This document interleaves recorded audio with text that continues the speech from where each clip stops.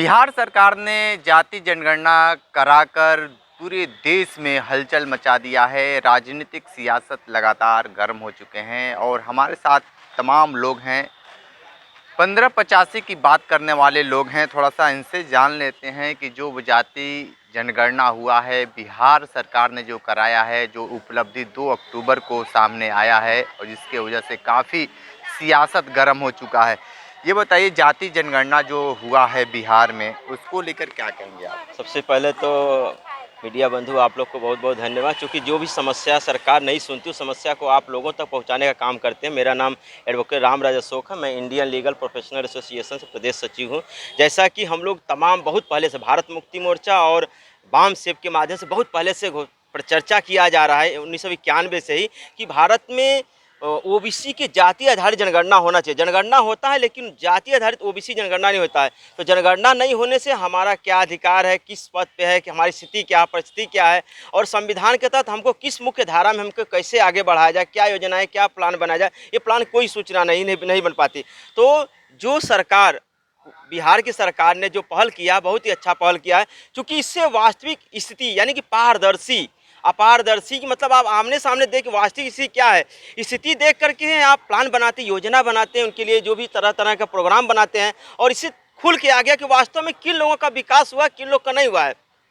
आप देख रहे हो कि जो सामाजिक व्यवस्था बनाई गई है भारत में ब्राह्मणवादी व्यवस्था के तहत, उस व्यवस्था में वर्ण व्यवस्था और वर्ण व्यवस्था में कुछ लोगों को जो अधिकार वंचित बना गया है, उस अधिकार वंचित लोगों का जब गणना ही नहीं होगा तो पता क्या चले उनके पास ज़मीन कितना है, नौकरी कितना, सर्विस कितना है, धन कितना है। और आंकड़ा आने से पता चले कि इनकी स्थिति तो संख्या में कम है, लेकिन कुछ लोगों की संख्या कम है लेकिन वो सबसे ज़्यादा प्रतिनिधित्व में हर जगह पे, स्थान पे, ज़मीन पे, दौलत पे, संपत्ति हर जगह है। और जिनकी संख्या सबसे ज़्यादा है उनके लिए अधिकार वंचित है, आज भी वो मुख्य धारा से अलग हैं। तो जो प्रयास पहल किया गया है, बहुत अच्छा पहल किया गया।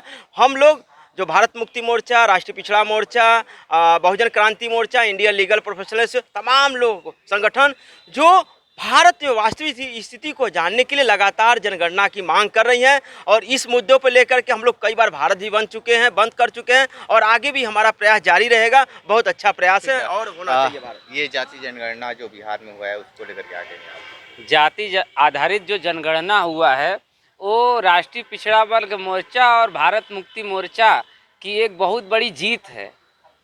ये जो प्रमुख मुद्दा आज लोगों को दिख रहा है, इस मुद्दों को पहली बार यदि देश के सामने किसी ने लाया तो हमारे भारत मुक्ति मोर्चा के राष्ट्रीय अध्यक्ष मानवर वामन मेश्राम साहब के द्वारा देश भर में ओबीसी की जाति की आधारित जनगणना करने को लेकर के आंदोलन शुरू हुआ था और उस आंदोलन से ओबीसी समाज के बीच में जन जागृति और चेतना का निर्माण हुआ और उसमें बढ़ चढ़ करके जब हिस्सा लेना शुरू किया तो देश भर के तमाम विपक्षी पार्टियां ओबीसी वर्ग की जाति आधारित जनगणना को लेकर के अपने बयानों को दिया। और जब हम लोगों ने मई 2022 में ओबीसी की जाति आधारित जनगणना को लेकर के अपने राष्ट्रीय अध्यक्ष चौधरी मान्यवर विकास पटेल जी के नेतृत्व में भारत बंद किया था, उससे दबाव में आकर के बिहार सरकार और नीतीश कुमार जी ने जाति आधारित जनगणना कराने का निर्णय लिया था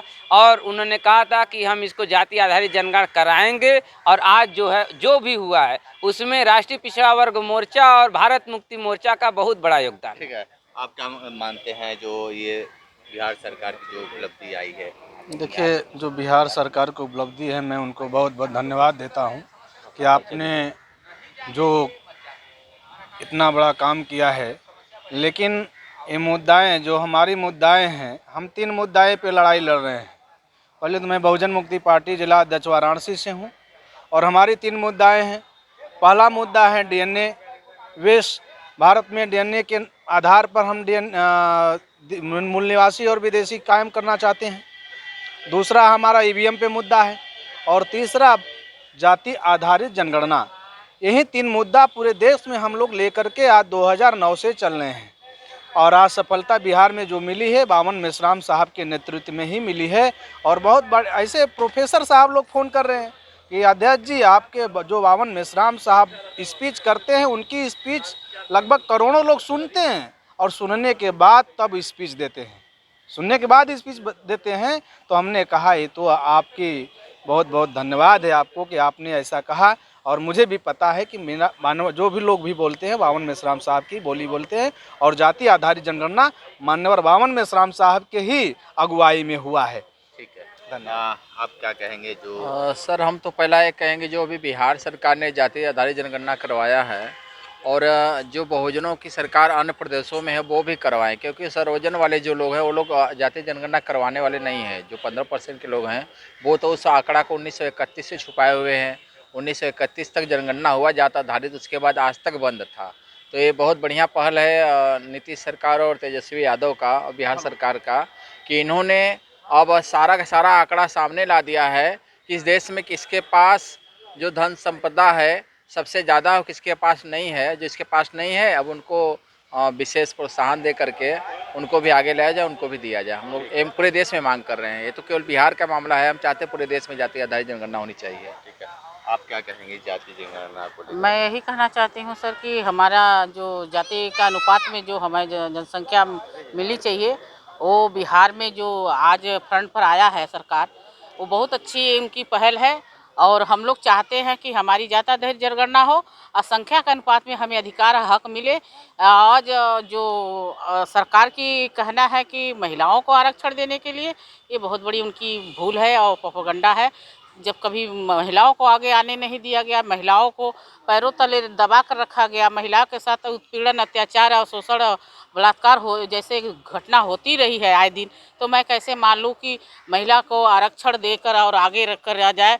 आगे ना करके हमें ऐसे ओबीसी महिलाओं को पीछे करने का काम करेंगे। आने वाले टाइम में सौर महिलाओं को ये अधिकार मिलने वाला है सर, और हमें यही बात कहना है। और जो आज इतनी बड़ी मुद्दे पर जो पहल हुई है हमारी जाति आधारित जनगणना के लेकर, बहुत बड़ी बात है। हमारे बावन मेश्राम साहब का बहुत बड़े धन्यवाद कि उन्होंने पहल किया और सारे देश में गूंज उठा उनकी आवाज़।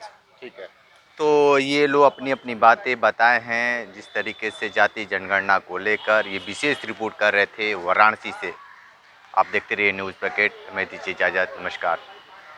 पेश है न्यूज बकेट हिंदी मासिक पत्रिका। पढ़ें इस महीने की पूरी खबर विस्तार से हमारे न्यूज बकेट की मैगजीन में। हमारी ई मैगजीन को मुफ्त में पढ़ने के लिए अभी लॉगिन करें www.newsbucket.in पर। इसके अलावा रोज की ताज़ा खबरों के लिए हमारे YouTube चैनल को तुरंत सब्सक्राइब करें।